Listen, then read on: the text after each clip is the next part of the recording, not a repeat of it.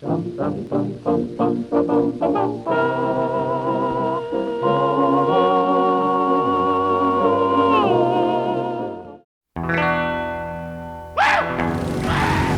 sa maraming Pinoy, wala nang mas nakakadiri pang eksena kesa sa ganito.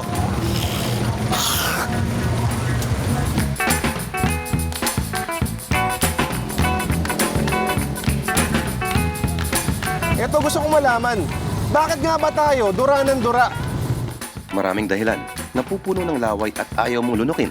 May kakaiba sa panlasa natin. Bakit ba kailangan pa nating dumura sa publiko? Hoy, bawal umihi dyan! Dahil gusto nating diligan ang tuyot na lupa. Dahil cool tingnan at dahil cool maging pasaway. Oo nga, cool na cool ito tingnan. Tingnan mo to. Ayon sa kasaysayan, nung Middle Ages sa Europa, ang pagdura sa publiko daw ay normal na bahagi lang ng lipunan. Pero nung bandang 1700s, nag-iba na ang pananaw dito. Kaya nga daw naglagay ng maraming spittoons o duraan sa iba-ibang lugar. Pero natigil ito nung nagkaroon ng outbreak ng sakit na influenza.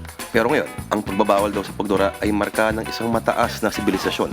Halimbawa, sa Singapore, ang multa sa ganito ay $500. Pero mukhang wala na rin tayo magagawa eh. Kahit ilang signs pa ang ilagay natin, mukhang likas na sa kultura natin ito. Kahit gaano pa kataas ang multa, siguro kailangang dagdagan ng ganito.